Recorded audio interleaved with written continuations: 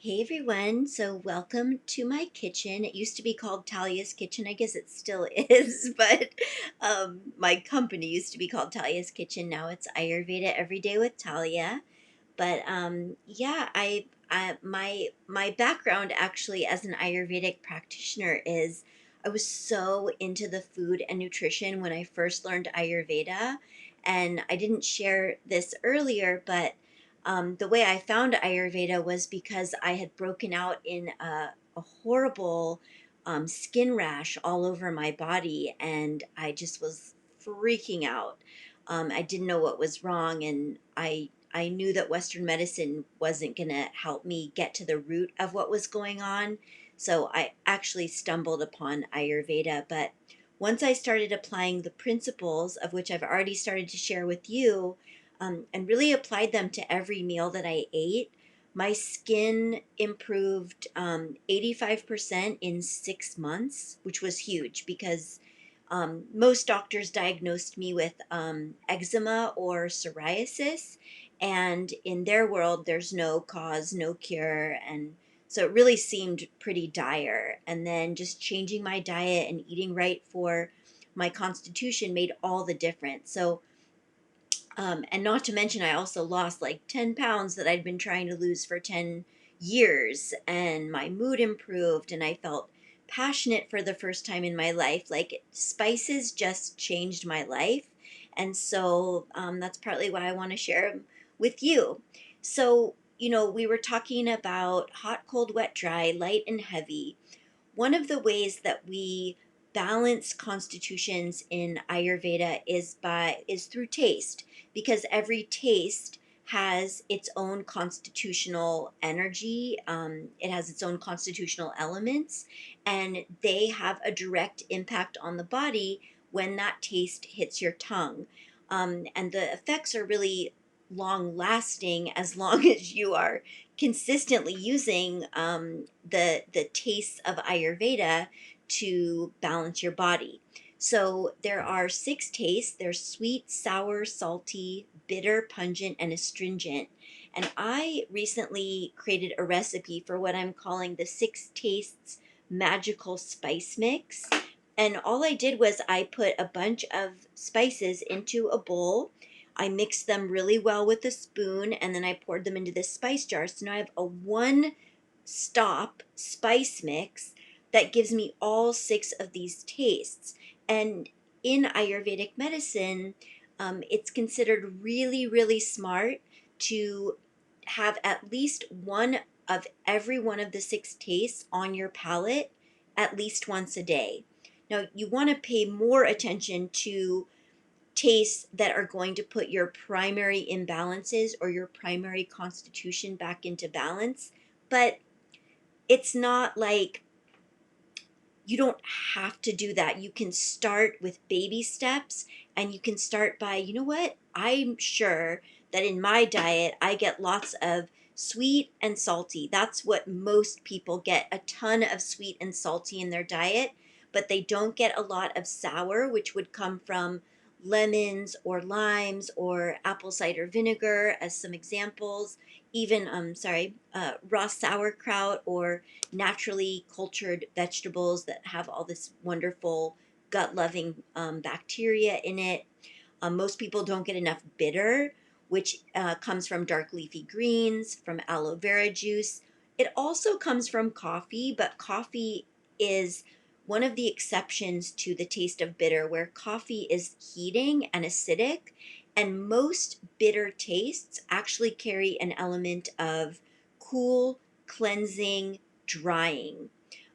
So we get it from things like mint, and and then a lot of people don't get enough pungent. Like we get spicy, but we don't get pungent. And pungent comes from spices like black pepper or cayenne pepper or ginger powder or even cumin, and also from root vegetables like ginger, garlic, onion, leeks, like plants that pack a punch. And most of us don't get enough astringent taste, which comes from things like sprouts and berries, and specifically like cranberries, like really drying an unripe banana, or a persimmon that isn't quite ripe gives you a really good sense of what astringent taste feels like.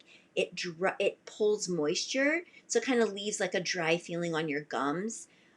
So in this spice mix, you would get all six of these tastes. And so it would be what we call in Ayurveda a tridoshic spice mix or a tridoshic condiment that you could bring to the table, whether you're just feeding yourself and your partner, or a whole family, or even a whole party, like a whole wedding party.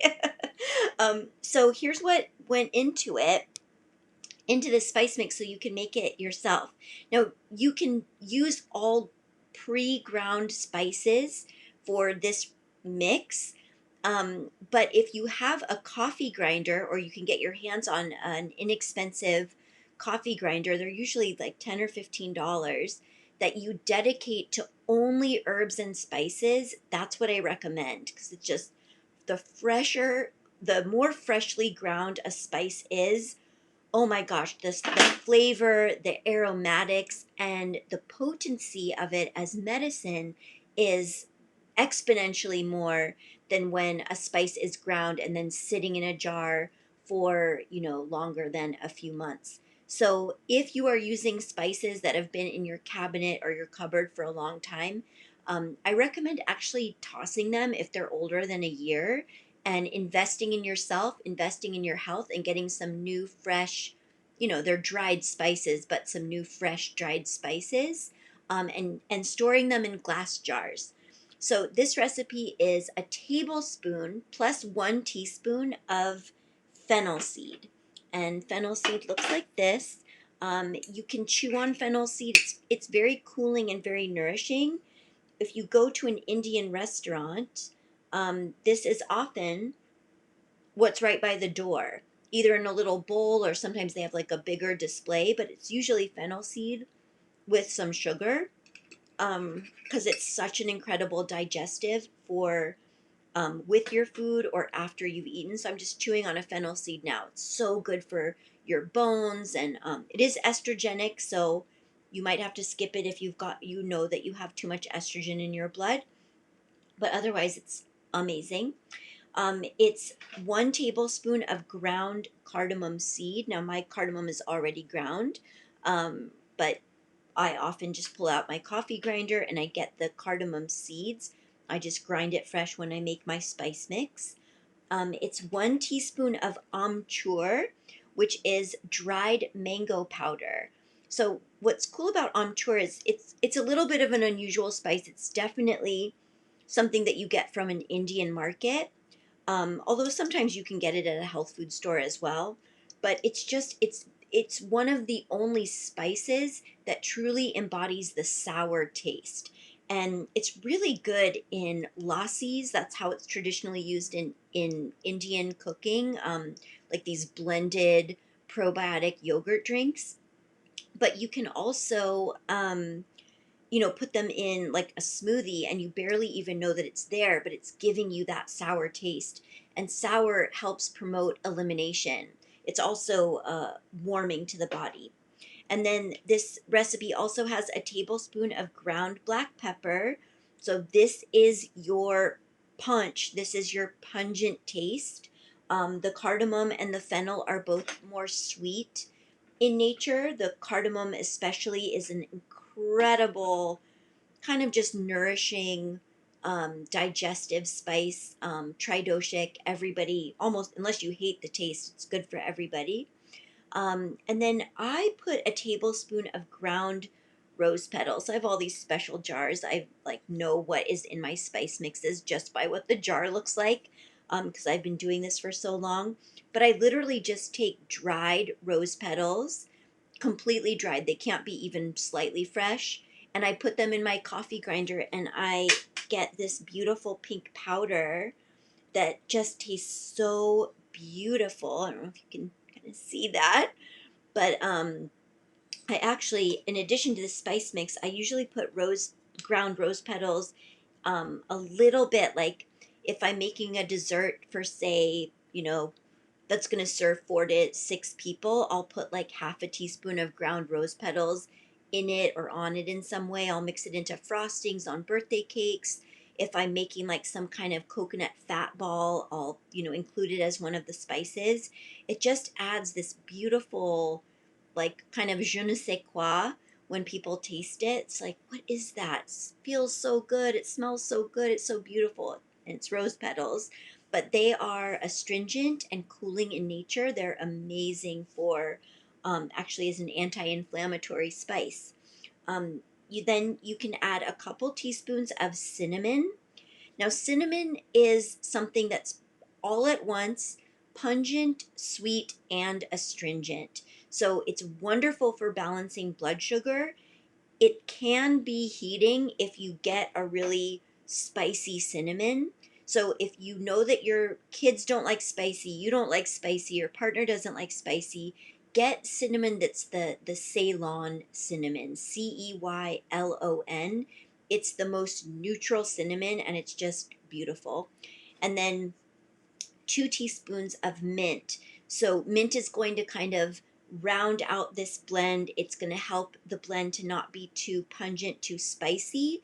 It's adding a slightly bitter, pungent, but like a cooling, pungent aspect to it. It tastes so, it's kind of hard to believe that mint will make such a big difference in how this spice mix tastes.